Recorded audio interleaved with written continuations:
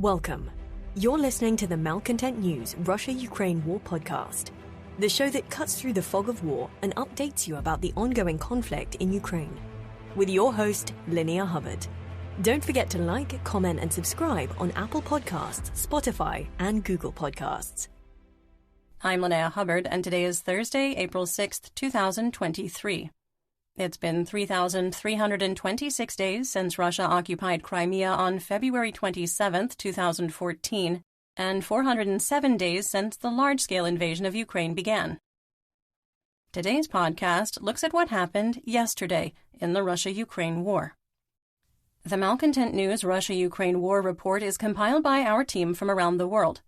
Today's report includes information from direct contacts in Ukraine and their proxies, Russian Ministry of Defense reports, the General Staff of the Armed Forces of Ukraine reports, operational commands north, south, and east of Ukraine, open source intelligence, our in-house team of analysts and geolocation experts, and pro-Ukrainian and pro-Russian mill bloggers and social media accounts with a track record of trying to be accurate. We have one mission: to report the truth, because the truth matters.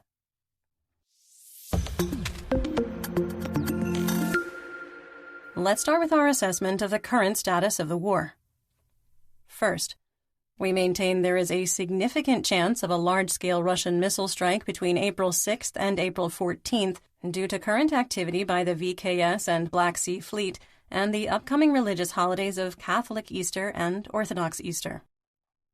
Second, our assessment that Russian white nationalism, connected to the Russian Orthodox Church and senior policymakers within Russian President Vladimir Putin's orbit, would fuel religious and racial tension that could spill over into internally directed terrorism was accurate.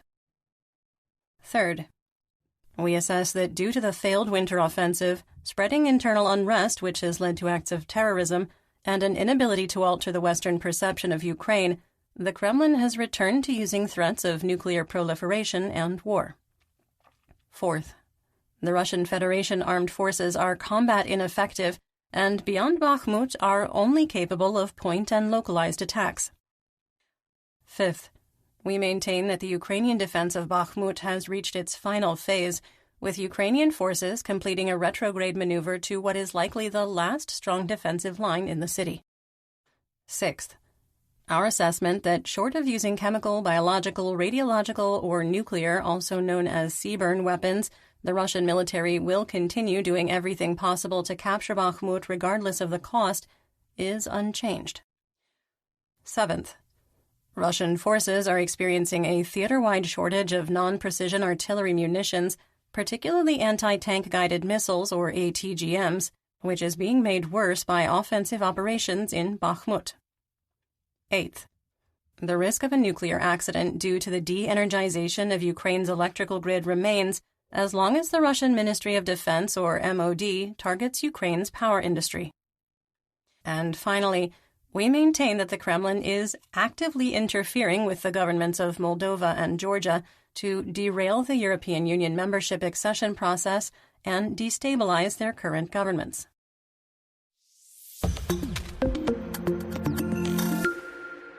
One year ago yesterday, on April 5th, 2022, there was little information or change, with Russian forces entering an operational pause after their withdrawal from Kyiv, Chernihiv, and areas of Kharkiv, and completing their withdrawal from Sumy. Intense fighting continued in Mariupol, near Severodonetsk, Popasna, and Rubizhne.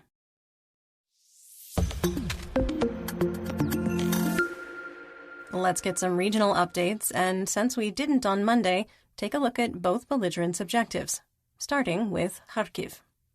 The Russian objective is to hold current defensive lines, prevent a Ukrainian advance, and terrorize Ukrainian civilians near the line of conflict. The Ukrainian objective is to liberate the northeastern corner of the oblast, hold defensive lines in the Kupiansk operational area, and protect civilians and civilian infrastructure. In the Dvorichna operational area, a Ukrainian source reported fighting near Khrianikivka, and the Russian MOD reported fighting among DRG units near Masyutivka and Pershotravneve. Moving on to the Donbas region in Luhansk. The Russian objective is to recapture the remainder of the oblast and control the insurgency. The Ukrainian objective is to break Russian defensive lines, advance on Svatova, Kremina, and Lysychansk, and support insurgents. It continued to be active in the Svatova operational area, with Russian forces reporting fighting among squad-sized units in Novoselivsk and a Ukrainian source reporting ongoing fighting in Kuzymivka. So despite mentioning two settlements, both reports are accurate. The line of conflict near the railroad station on the P7 highway divides the two villages. The Russian MOD reported fighting among squad-sized units in the area of Andriivka, with no change in the situation. In the Kremina operational area, Russian forces rely more on artillery and two TOS-1 thermobaric multiple launch rocket systems, or MLRS, they've brought into the area than ground attacks. Russian mercenary mill blogger Wargonzo reported another failed attack in the direction of Makiivka.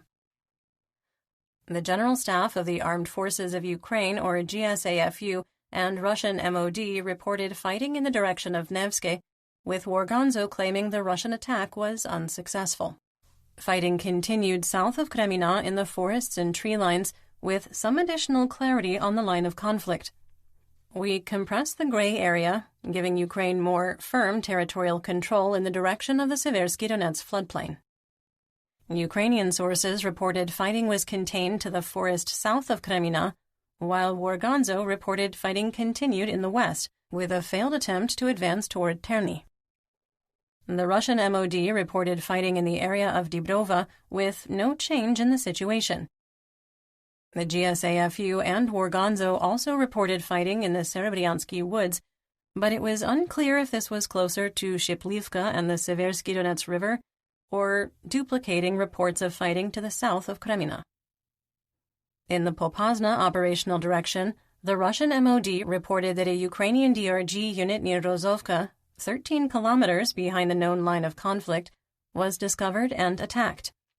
We cannot, however, independently verify the report. The Luhansk People's Republic, or LNR, Joint Center for Control and Coordination, reported that 2 rockets fired by HIMARS struck Rubizhne.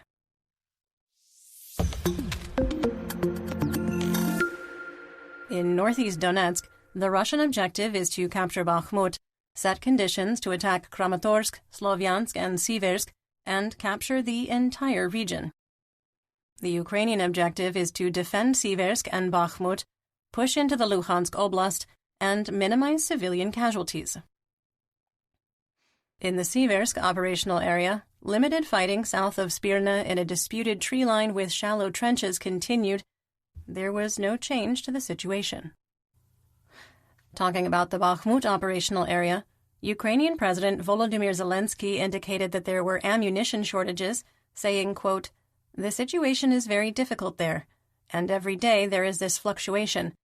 Now there are enough projectiles, and now there is a deficit of them. It happens daily. We may have success in some areas of Bakhmut and advance, and then we have no success and return to our positions. But we are in Bakhmut, and the Russians do not control it. Such is the current situation. General Syrski is responsible for the operational situation. Undoubtedly, both for him and for me, the most important thing is not to lose personnel. It goes without saying that if the situation gets worse and there will be a threat of losing our personnel due to encirclement, the general will act accordingly." End quote. Our favorite FSB colonel, convicted war criminal, Kremlin pariah, and failed Mobik Igor Strelkov-Girkin provided his assessment of the situation in Bakhmut, saying, quote, "In Bakhmut, the enemy," he means Ukraine, "has been driven out of the administrative center of the city, but continues to hold the western city blocks as well as the Bakhmut 1 and Bakhmut 2 railway stations." Yevgeny Prigozhin's statements about the fact that Artemovsk, he means Bakhmut, has been legally taken, made on the basis of the nightly hanging of the flag on the city administration, so far resemble the statements of the Third Reich propaganda that Stalingrad has been taken, the Russians hold only a few points near the Volga itself. It is clear that they, PMC Wagner, will squeeze, but will Wagner and the volunteer units deployed there have enough forces to continue the meat grinder, or will the situation freeze as in Marinka? End quote. PMC Wagner and Russian VDV units shifted their attacks, attempting to advance on Bohdanivka and Khromove, without success. In Bakhmut, we adjusted the line of conflict, moving it east based on multiple Russian reports. PMC Wagner didn't release any pictures or videos at Railroad Station 1, despite the capture claim. Girkin's assessment that the train station is still under Ukrainian control has significant weight. We moved a line to the east about the length of a New York City block. Russian sources reported that Ukrainian forces still hold the SK Metallurgical Stadium, the Hotel Bakhmut, the Hotel Atlantic, and the Avangard Stadium. Based on these reports, we moved the line of conflict east to Sadova Street and south to Mariupolska Street. PMC Wagner had no success in the north or along Korsunskoho Street in the southwest part of Bakhmut. Some assessment. We stand by our April 3rd assessment that Ukrainian forces exercised a retrograde operation based on the available information that the train station, Hotel Bakhmut, and the SK Metallurgical Stadium were under Russian control. Ukrainian forces maintain critical strong points at the two stadiums, Railroad Station 1, the prison, and the hotels. There's no need to withdraw if these defensive areas remain under Ukrainian control. In our assessment, if either stadium is captured, we would expect a retrograde operation to the train tracks in the central part of Bakhmut. PMC Wagner and Russian VDV forces continued attacks on Ivanivske, which remained unsuccessful. You're listening to the Malcontent News Russia-Ukraine War podcast. Our team of journalists, researchers, and analysts is funded by readers, listeners, and viewers just like you. To support independent journalism, please consider becoming a patron. You can find us on patreon.com/Malcontent News. In southwest Donetsk, the Russian objective is to capture Velika Novosilka, Vuhledar, Marinka, and Avdiivka, set conditions to capture the rest of the oblast, and bring the insurrection across southwestern Donetsk under control. The Ukrainian objective is to lock Russian military assets in place, defend the existing line of conflict while finding and exploiting weaknesses, destroy troop concentrations and command and control sites, interdict supplies, and disrupt logistics.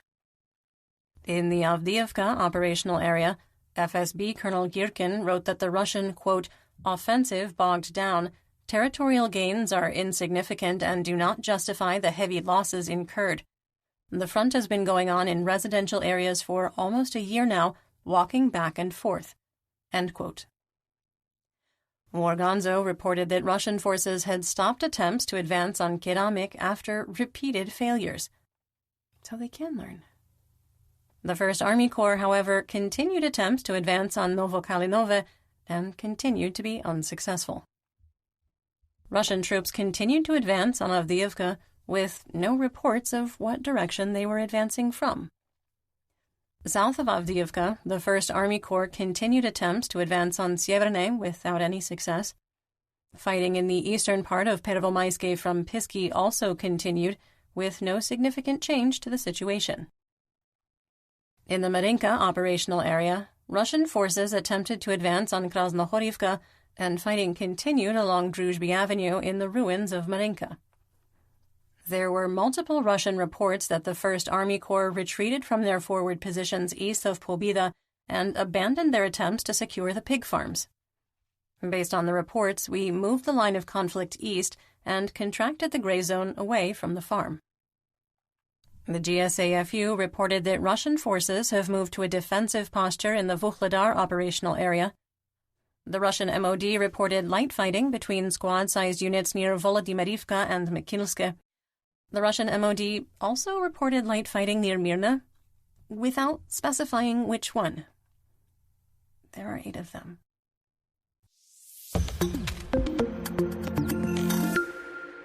Moving on to Zaporizhia. The Russian objective is to prevent a Ukrainian offensive into Zaporizhia and integrate captured territory into the Russian Federation. The Ukrainian objective is to liberate Russian-occupied areas, prevent further Russian advances, exploit weaknesses on the line of conflict, and protect civilians. Wargonzo reported that Russian forces launched an offensive in the Huliapola operational area, launching an attack from Dorozhnyanka, advancing on the T-401 highway to Huliapola. Our team's first response on seeing this was that Russian collaborator and occupied Zaporizhzhia administrator Vladimir Rogov was behind the claim. To say we were surprised that Rogov did not mention any fighting in the area was an understatement. Some assessment here. Organzo does engage in disinformation, although typically not this overt. We can't identify a second source for the claim, though, and if this were accurate, Rogov wouldn't keep quiet about the success. So, fake news? Yep, fake news. Insurgents reported that Tokmak, Molochansk, and Mirna, the one 10 kilometers north of Melitopol, were hit by rockets fired by HIMARS. At the time of recording, there was no additional information on what was being targeted. Local officials reported that Maxim Zubaryev was transferred to Crimea by aircraft after being severely injured by a car bomb. Local doctors did not have the resources to stabilize Zubaryev, and his prognosis is reportedly grim. Rafael Grossi, Director General of the International Atomic Energy Agency, or IAEA, met with Russian officials in the city of Kaliningrad in Russia to hold negotiations concerning the security of the temporarily occupied Zaporizhzhia nuclear power plant. Grossi said he intended to travel to Moscow to discuss the issue further.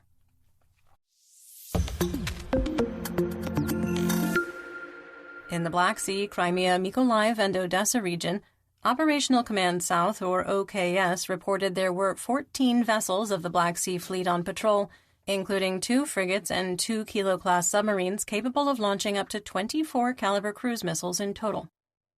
The Russian Ministry of Foreign Affairs released a video showing ongoing repairs to the rail section of the Crimea Bridge. The time-lapse video showed 3 short trains, including 2 passenger trains, crossing the second span during repairs. As with most of the photos and videos we reference here on the podcast, we do link to it in our full situation report on Patreon. In north and northeast Ukraine, the Russian objective is to lock Ukrainian military resources into place and launch terror attacks on civilians in an attempt to break morale and maximize casualties by deprivation of heat, water, and medical services. The Ukrainian objective is to complete the liberation of the Kharkiv Oblast, maintain the integrity of the international border, deter attacks, and protect civilian lives. After a quiet period, Russian forces struck the Sumy Oblast, firing over 150 artillery rounds, mortars, and rockets on the hromadas of Bilopilia, Krasnopilia, Khotin, Khlukhiv, and Seredina Buda. Stunningly, 19 ATGMs, those are anti-tank guided missiles, right, which are almost non-existent on the front lines in Donbass, were fired into the Krasnopilia region. Homes, farms, and businesses were damaged in the attack. Oddly enough, no tanks.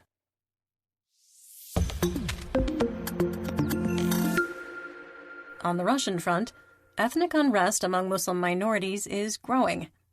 In Zyazikov Yurt in the Ingushetia region, which borders Chechnya, Georgia, and the North Ossetia-Alania Republic, 2 OMON officers were killed and 6 wounded in a counter-terrorism operation against suspected Islamic militants. Rosgvardia forces, that would be the Russian National Guard who report directly to Russian President Vladimir Putin, have taken control of the anti-terror operation with additional soldiers arriving in the region.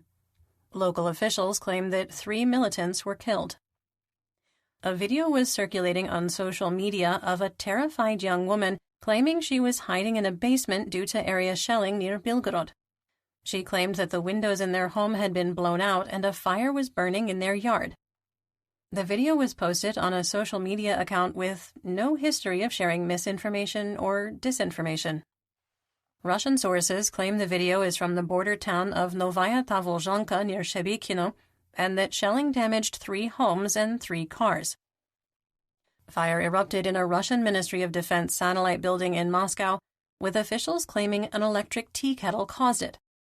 Apparently, drinking tea in Russia is very dangerous, even when there's no polonium involved.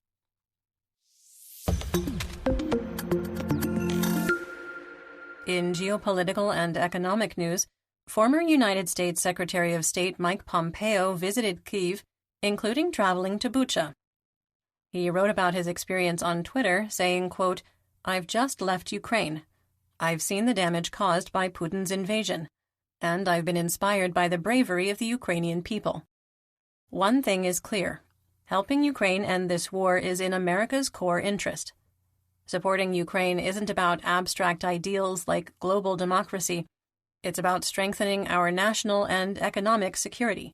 If Putin wins, he'll control critical exports to the U.S., and he'll be on the brink of a broader war in Europe. We can't let that happen. The Ukrainian people have endured indescribable suffering, but they're resilient. They're not asking for American troops, just our support. We should give it to them." End quote. Russia's dependency on China has increased, with the Chinese yuan now the most used foreign currency within the Russian Federation. The ruble dipped to an exchange rate of 81 to $1, continuing a trend that started in December when a price cap was placed on Russian natural gas, crude oil, and refined fuels. We had reported that the price cap and the challenges shippers have faced to secure insurance when carrying Russian fossil fuel cargo would create demand destruction for the ruble and depress its value. The decline is occurring despite extraordinary measures to create artificial demand. While there is chatter among cryptocurrency supporters and the concept of Western petrodollars that the U.S. dollar has weakened significantly against the Chinese yuan, the U.S. dollar was in worse shape in 2018 and 2020, and much stronger before 2016.